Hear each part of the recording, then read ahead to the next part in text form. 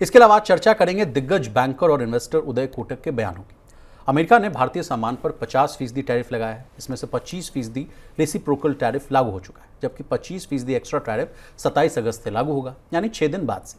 इस बीच देश के सबसे बड़े अमीर बैंकर उदय कोटक ने कहा कि हमें इस मौके को एक अवसर के रूप में लेना चाहिए। इसके अलावा उन्होंने सरकार से छोटे उद्योगों की मदद करने के लिए भी कहा है।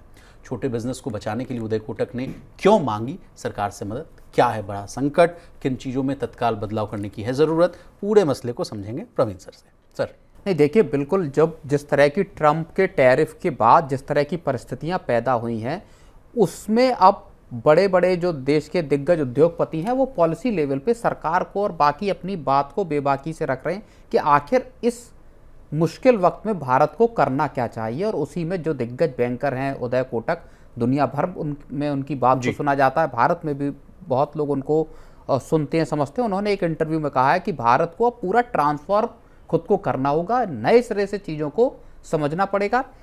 एक जो खास बात जो मुझको उनकी पूरी इस इंटरव्यू में समझ में आई, वो ये कह रहे हैं कि जो छोटे उद्योग हैं, सरकार को अब अपना पैसा निकाल के जेब से रखना पड़ेगा और डायरेक्ट फिस्कल जो असिस्टेंस है, यानी कंपनियों को छोटे जो एमएसएमईज हैं, एसएमईज हैं, उनको सीधे तौर पर पैसा देना होगा ताकि वो इस मुश्किल घड़ी का सामना कर सकें और खुद को खड़ा रख पाएं। It's just like stimulus sir, stimulus देने की बात ये स्टिमुलस पैकेज की तरह है जो कि छोटे कारोबारियों के लिए होगा। और इसमें ही अगर हम जोड़ लें नीलेश शाह को जोड़ लें, जिन्होंने कल ही हमारे यहाँ एक खास इंटरव्यू में ये बताया है कि अमेरिका जो कर रहा है वो बहुत बड़ा ब्लंडर है और भारत में एक बार चीज़ें दुरुस्त होंगी तो बाजार भी चलेगा और इकोनॉमी भी दौड़ती हुई दिखाई देगी। सर, जब से टैरिफ वाला मामला आया है, कई रिपोर्ट्स हम लोगों के पास आई है और कहा गया कि जेम्स एंड ज्वेलरी से जुड़े हुए लोग और तमाम जितने भी जो छोटे मझोले जो सेक्टर्स हैं, वहाँ 2 लाख या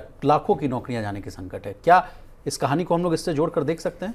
नहीं, बिल्कुल। देखिए, संकट जाहिर तौर पर है और उसी से निपटने के लिए अब जैसा जो हमने डिस्कस किया कि भारत आरसीईपी के साथ जाने की कोशिश कर रहा है कि क्या आरसीईपी पे हम ज्वाइन कर सकते हैं, क्या ब्राज़ील, क्या रूस या जो नए डेस्टिनेशन हैं, नए देश हैं, वहाँ पे भारत का सामान एक्सपोर्ट हो सकता है। तो बहुत सारे विकल्प इस वक्त सरकार की टेबल पर हैं। सरकार जीएसटी के तौर पर भी आपको एक तरह से सीधा फिस्कल फाइनेंशियल आपको असिस्टेंट देने की कोशिश कर रही है। लेकिन बड़ी जो सरकार की जिम्मेदारी है वो इस वक्त जो सबसे छोटे एक्सपोर्टर्स हैं, एमएसएमई से, मैन्युफैक्चरिंग से जुड़े, उनके साथ है। वहाँ सरकार को अपना खजाना एक तरह से उनके लिए खोलना होगा ताकि वो इस वक्त को झेल लें बाद में जब एक्चुअल टैरिफ हों, क्योंकि 27 तारीख से ट्रंप के टैरिफ लागू हो जाएंगे 25%। तो सरकार के सामने इस वक्त चुनौतियां भी हैं और ऑप्शंस भी बहुत सारे हैं।